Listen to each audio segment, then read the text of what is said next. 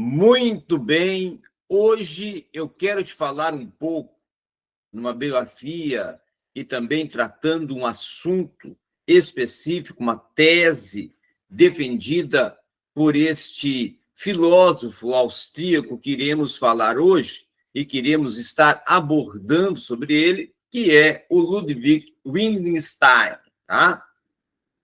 Ludwig Wittgenstein, ele nasceu e desenvolveu a sua trajetória dentro dos anos 1889, século XVIII, até 1951. Então, ele transita, não é, de um século para o outro. E ele foi um filósofo austríaco que contribuiu muito com as suas colocações, com as suas posições, com os seus pressupostos para a denominada filosofia moderna. Tá? Nos campos, principalmente da lógica, da filosofia, da linguagem e da mente, Ludwig Wittgenstein, ele fez uma grande participação.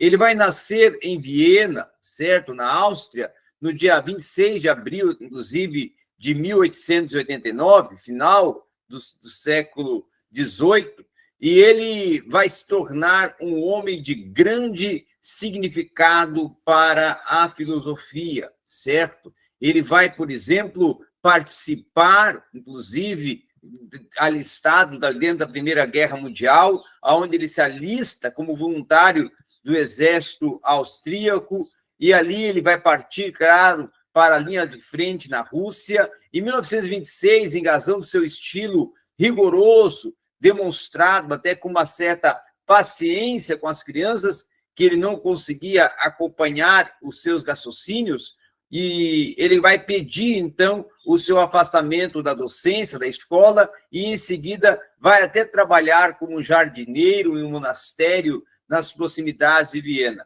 Mas o seu retorno à filosofia se dá aos poucos, e no ano de 1924, então, ele vai retornar já à filosofia, vai voltar novamente a esta área, e aí começa a ter um desenvolvimento, iniciar contatos com os integrantes do chamado Círculo de Viana, e vai fundar um sistema filosófico, inclusive denominado de positivismo, tá? O Ludwig Wittgenstein, e aí em 1929, por influência de Frank Hansen, estudioso até da matemática e da filosofia também, ele vai decidir, então, retomar para a Universidade de Gramsci, e aí ele inicia toda uma trajetória de sucesso, de grande influência dentro da filosofia. E hoje nós vamos ter uma super aula, um super conteúdo sobre o tema Tatactus, que foi uma das grandes obras e pressupostos e teses defendidas por Ludwig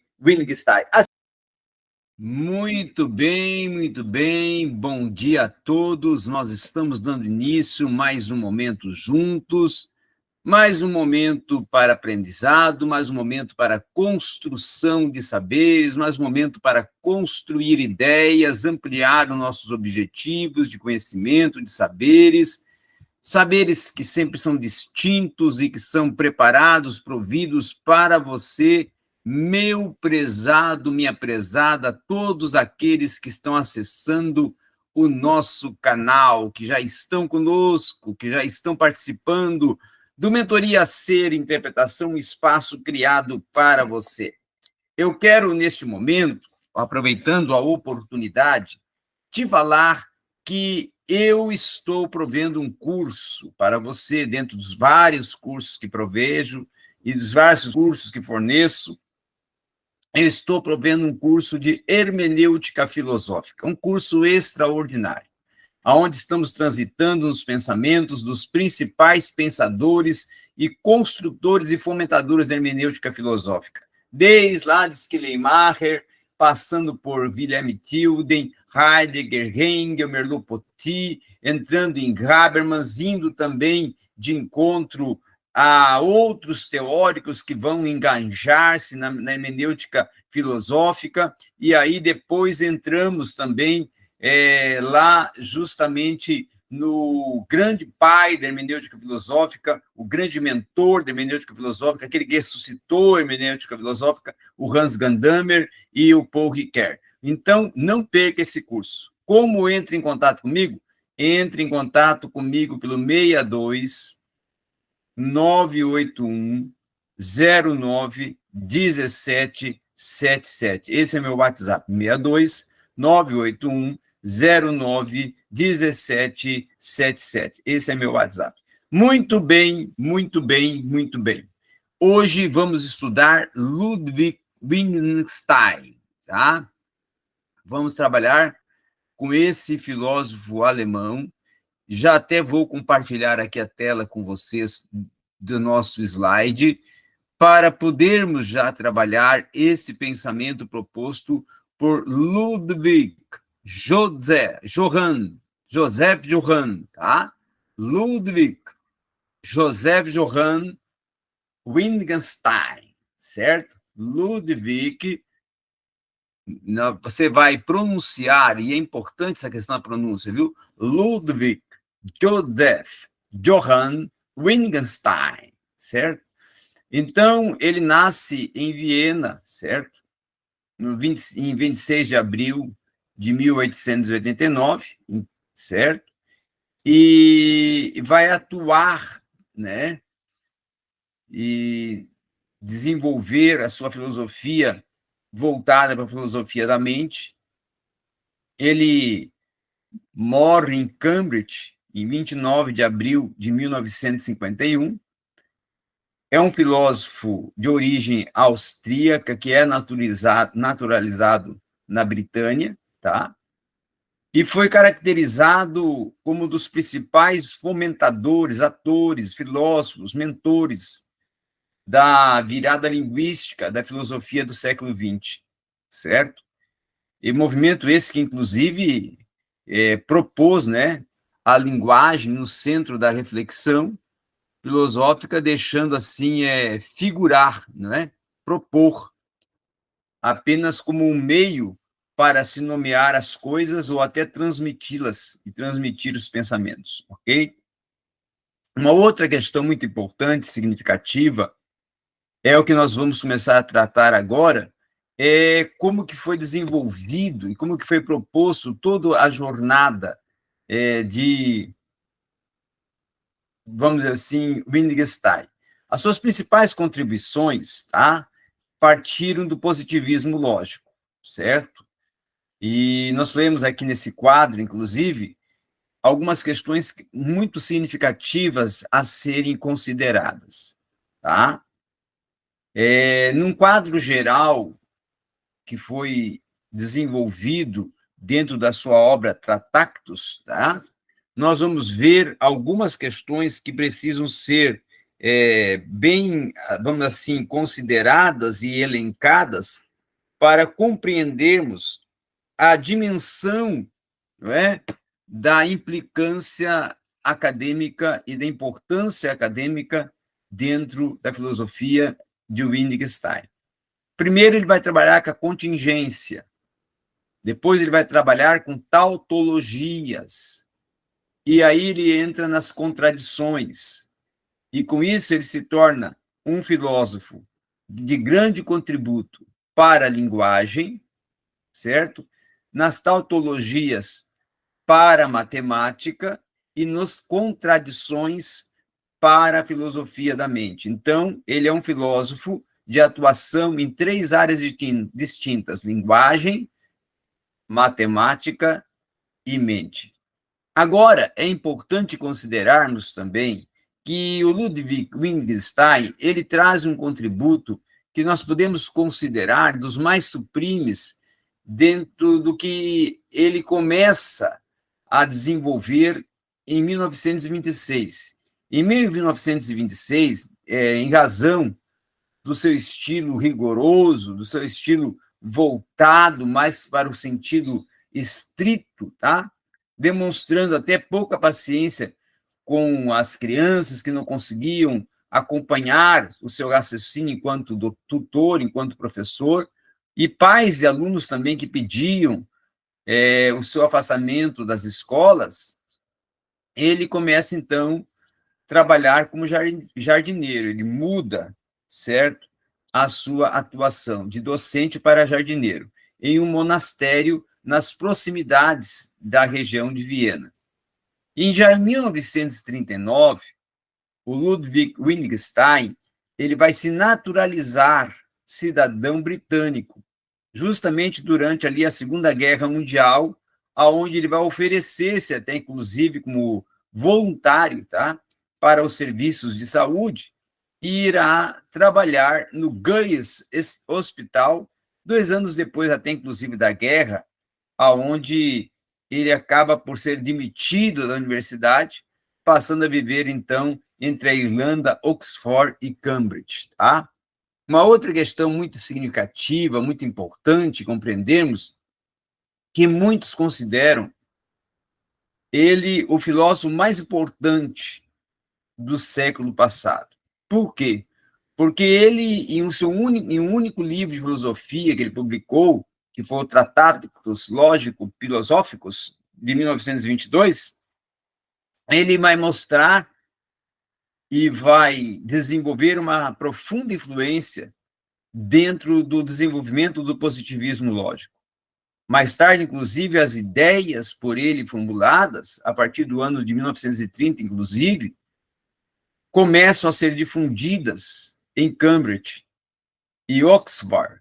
Também podemos dizer que ele impulsiona um outro movimento filosófico que nós devemos até denominar, não é? Denominar a filosofia da linguagem comum, tá? A filosofia da linguagem comum. Uma outra questão bastante significativa, bastante importante a ser considerada é justamente os dois âmbitos sentidos do Wittgenstein.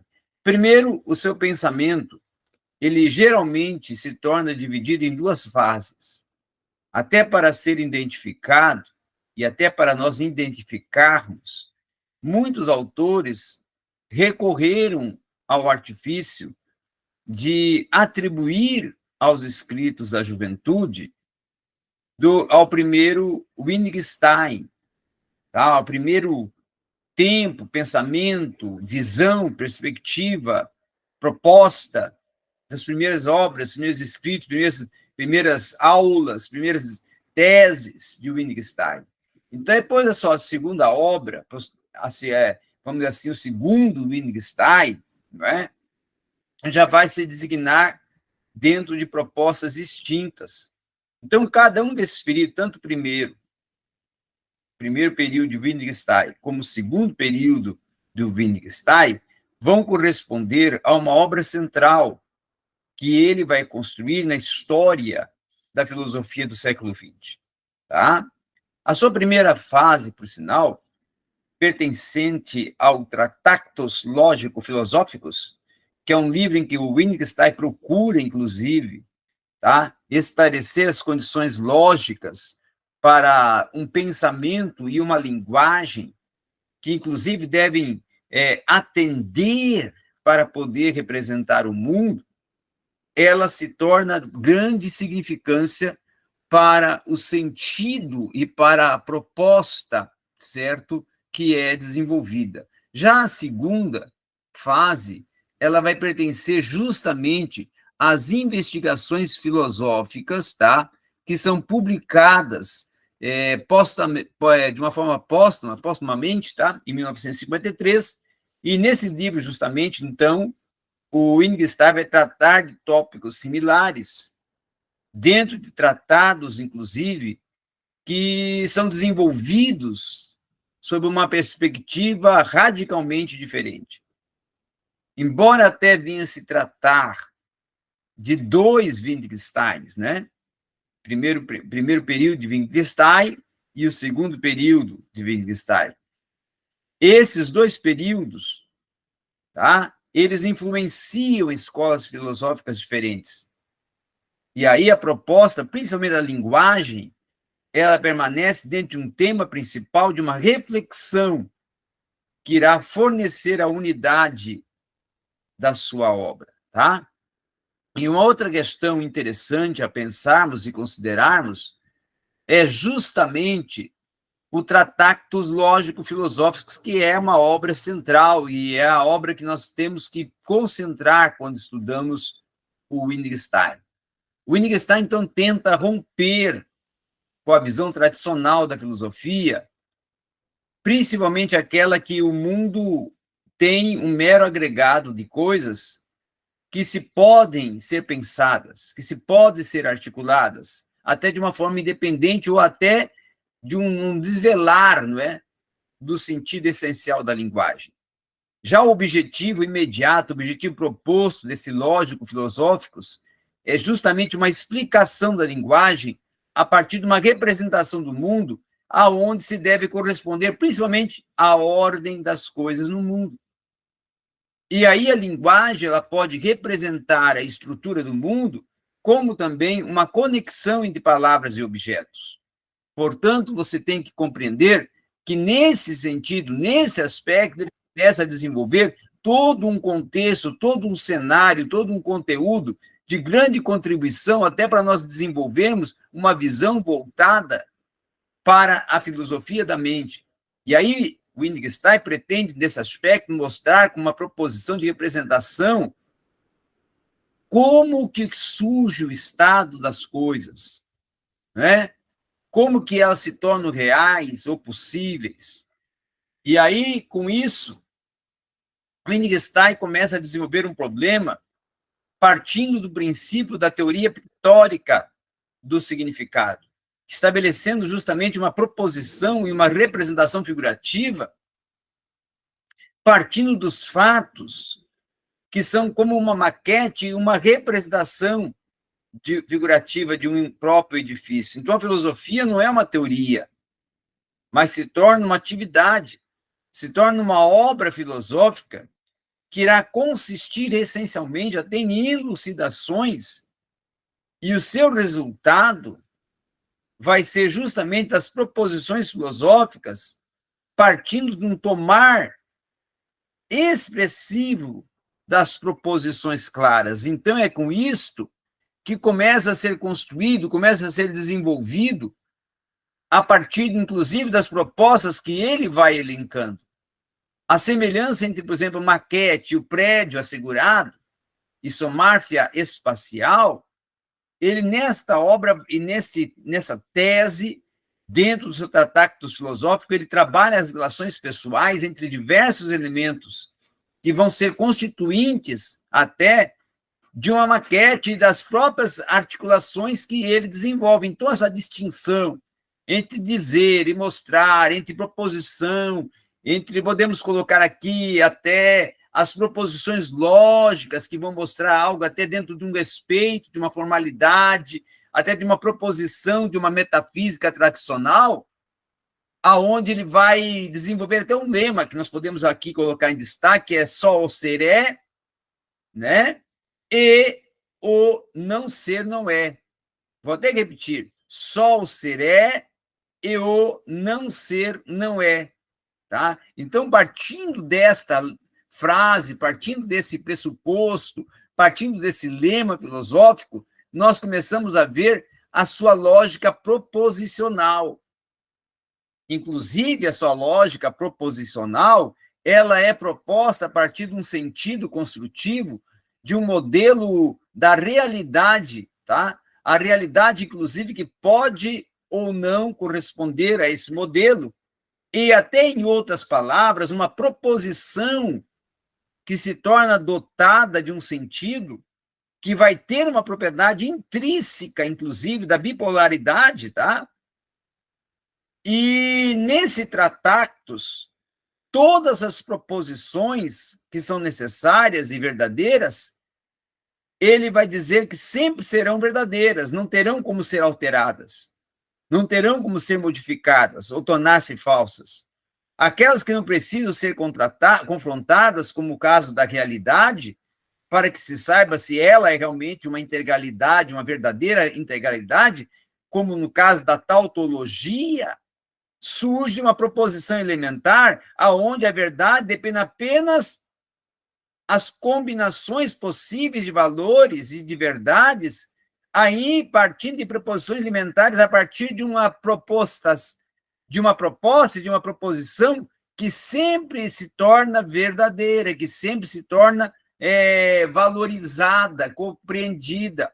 Então, a distinção entre dizer e a distinção entre mostrar, e ela abre um campo até para se pensar e se considerar, e até para se observar alguns valores para o místico, dentro de um lado discursivo, até das proposições, dos contrassensos absurdos, das construções sem sentidos, tá? Das convenções comportamentais que ele também trabalha. E aí o Wittgenstein, ele não está, nesse aspecto, descartando os objetos dessas proposições, como se fossem coisas grotescas ou até sem importância. Ao contrário, ele está sugerindo com isso uma ética e uma estética dentro de uma dimensão mística, aonde os transcendentes eles estão do alcance de uma linguagem que, desse modo, a melhor atitude em relação a essas coisas transcendentes parte a ser o respeitoso silêncio, ou seja, a manutenção desse respeitoso silêncio. E aí, para concluirmos essa aula e concluirmos esse pensamento do Wittgenstein, vale a pena nós colocarmos que, partindo de uma interpretação do seu pensamento, nós vamos ver algumas questões muito importantes, significativas, como, primeiro, as proposições essas que são elucidadoras, tá? Ele chega a declarar: quem me entende acaba por reconhecer como contrassenso proposto após eu ter escalado através dessas proposições e, além delas, ter construído proposições que são corretas.